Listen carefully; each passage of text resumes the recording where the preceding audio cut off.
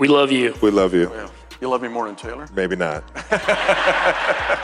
First up, Travis Kelce found himself in a funny situation, a love triangle.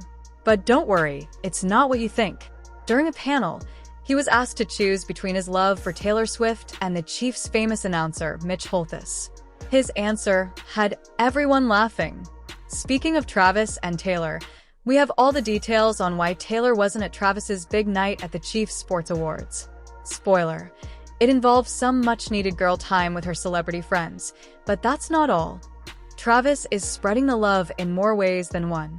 He couldn't stop talking about Taylor during his podcast with Adam Sandler, and the way these two are so into each other is giving everyone all the feels.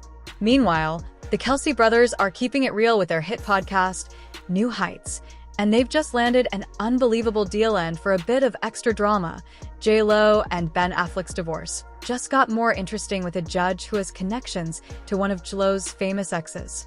The Hollywood drama is heating up, and you won't want to miss any of it, especially Travis's hilarious love triangle.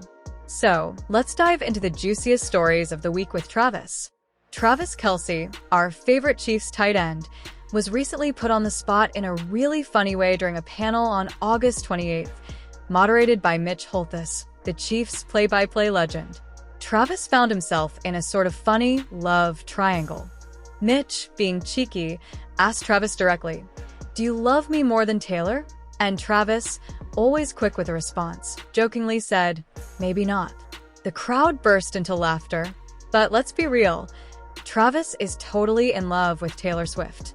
The two have been dating for almost a year and are making the most of their busy schedules. Taylor's been touring the world with her Eras tour, and Travis is focused on his NFL season. Still, they found time for a little reunion at a mansion in Rhode Island with a guest list full of Hollywood stars like Blake Lively, Ryan Reynolds, and Gigi Hadid. Just a casual get-together, right? But Travis isn't just about football. He and his brother Jason just signed a huge deal for their New Heights podcast. And get this, Travis is also set to appear in Happy Gilmore 2, confirmed by Adam Sandler himself. Oh, and some Swifties even think they heard Taylor's cat in the background of the podcast. The drama never ends. Travis's love for Taylor is clear, and he's not shy about it. Travis showed his love for Taylor in his latest podcast episode with Adam Sandler, which is full of heartwarming moments. During season 3 of New Heights, Travis couldn't stop praising his superstar girlfriend, calling her the best performer out there. And honestly, who could disagree? Adam Sandler, the guest on the episode, started things off by sharing how much Taylor means to his family. He mentioned how she made a lasting impression on his daughters, Sadie and Sunny, at the Los Angeles premiere of her Eras tour documentary last October. By the way, what a girl.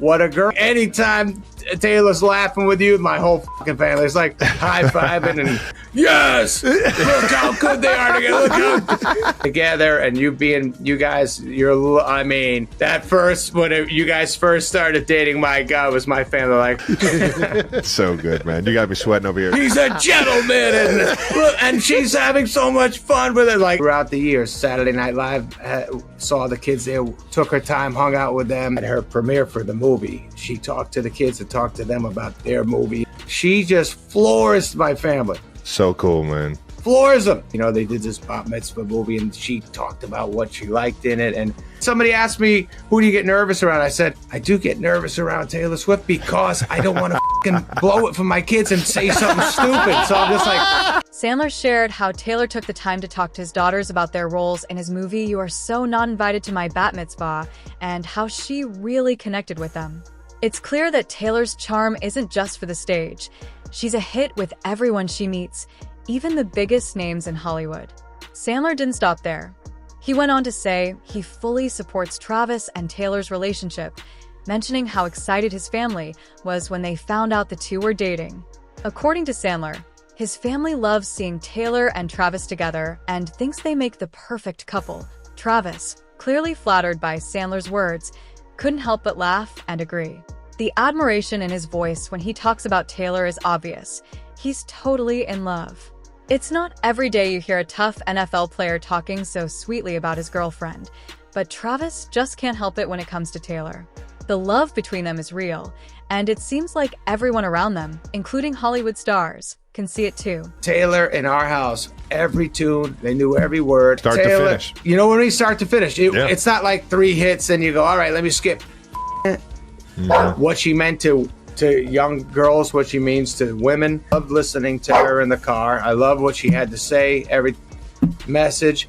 What she means to guys doing the right thing in life. She means so much to our house since the kids. By the way, what a girl. What a girl. Best performer out here. And we listened to, and the kids were little, and we were listening to Taylor Swift and listening to, I think I was shooting like Grown Ups or That's My Boy or something in Massachusetts. Like when I was a kid, I think the Beatles you did that with, maybe Elton John, every song. It was one of the first times that you listened to every song on the... Here's why Taylor didn't join Travis Kelce at the Kansas City Sports Awards. Just a few days after they were seen together at her Rhode Island beach house, Travis flew back to Kansas City to win the Pinelli Sportsman of the Year award. But Taylor stayed behind, relaxing with her celebrity friends in Watch Hill. Now, before anyone starts guessing, let's be clear. Taylor had just finished the European part of her Eras tour, and she's been performing almost nonstop. She definitely deserves some time to rest, and what better way than with friends? Taylor spent her time with friends like Blake Lively, Ryan Reynolds, and Zoe Kravitz. Photos of them hanging out at her place kept showing up, which explains why she couldn't be in Missouri cheering for Travis. But don't worry, Travis didn't seem upset about going to the event alone. He gave a heartfelt speech about his love for Kansas City and the amazing support he's received over the past 12 years. It was a big night for him, but Taylor not being there just shows how confident they are in their relationship. They don't need to be together all the time. Plus, Taylor has a break until mid-October, so they'll have plenty of time to be together. And with the MTV VMAs coming up on September 11th, we might even see them on the red carpet together. Debut as a couple? Fingers crossed. Right now, it's all about balancing love and their superstar lives, and it seems like they're doing a great job. The Kelce brothers keep it real. Jason and Travis Kelce are setting major brother goals, and it's not just on the football field. Their hit podcast, New Heights, has been a big success. Jason recently talked about why their podcast works so well. During ESPN's Media Day on August 28th, Jason shared the secret behind their podcast's popularity. It's all about their genuine relationship and being completely honest. Jason, the older brother and now a Monday Night Countdown analyst, said that what you see on the podcast is exactly how they are with each other in real life. He believes fans love listening because it's just two brothers being themselves, joking around and not holding back. And let's be honest, that's what makes it so fun to watch. Who doesn't love a bit of sibling rivalry, especially when it's as funny and real as theirs? Their podcast has been such a success that they just signed an unbelievable $100 million deal with Amazon's podcast studio, Wondery. Yep, you heard that right, $100 million. Jason thinks it's their honesty and their exciting lives that keep people coming back for more. We're just being ourselves, and people seem to like it, he said, though he admitted he's still surprised by how much people are obsessed with their show. As Jason gets ready for his new role at ESPN, he plans to bring the same authenticity. His wife, Kylie, couldn't help but say he's good at everything, even if it drives her a bit crazy. With the NFL season about to start, it looks like the Kelce brothers are just getting warmed up. Watch out, world. These two aren't slowing down anytime soon. Can you explain why you put me on a leash? You were on a leash for only one festival. The 92%ers really enjoyed us talking about Cedar Point as kids. Oh, that was a blast. And me being on a leash growing up. Was this also close in time to when I had gotten lost at the county fair? Because we were scared to death you were going to run off with the carnies. I always wanted to be a circus clown. Plus, I couldn't lift you. Well, Mom, you told me if you get lost, go right here. And I was scared to death because you would just run off. I couldn't catch you, Trav. You were so fast. You were little. We couldn't find you. You would dip in and out of cars. And I'm like, I can't have you dying. In my mind, I'm like, I can run off. You started walking at 8 months and you were just a terror. I was just flanking. What kind of leash was it? It was a harness. It was a harness on over his shoulders and around his.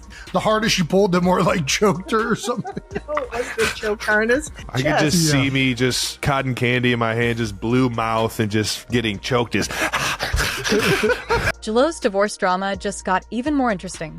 The judge handling Jennifer Lopez and Ben Affleck's split has a surprising connection to one of J.Lo's famous exes. Judge Bradley S. Phillips, who is in charge of the divorce, has ties to both Ben and J.Lo's ex-fiancé, Alex Rodriguez. Here's the scoop. Judge Phillips' son-in-law, Strand Conover, is a big name at WME, a top talent agency. Conover has been Ben's agent and has also worked with A-Rod on major brand deals. On top of that, Conover has met J.Lo a few times through his work with both Ben and Alex. Talk about Hollywood drama. The news Bennifer is no more wasn't exactly a shock. There have been signs of trouble for months. Jennifer picked a specific date to file divorce papers, the couple's second wedding anniversary. Jennifer Lopez wanted to work things out, but Ben Affleck did not. We've known from sources that Ben and Jen have been struggling in their marriage. Ben and Jen have been living apart for months. Last month, Ben bought the $20 million bachelor pad behind me here in Los Angeles. An attorney? Without an attorney. And no prenup. Right. And on their wedding anniversary. And on their wedding anniversary. Jen is also in LA, but has spent most of her summer in New York. Before you think this sounds suspicious, the judge says there's no conflict of interest. He's brushing off any concerns, insisting that his connections won't affect his fairness. Now, let's rewind a bit. J.Lo and Ben have been in the news for months with rumors about trouble in their relationship. On August 20th, J.Lo finally filed for divorce. The timing is pretty dramatic. It was exactly 2 years since they got married at Ben's estate in Georgia. And to make things even more interesting, they didn't have a prenup, so their finances might get complicated. In the court documents, J.Lo is asking not to pay spousal support and doesn't want Ben to get any either.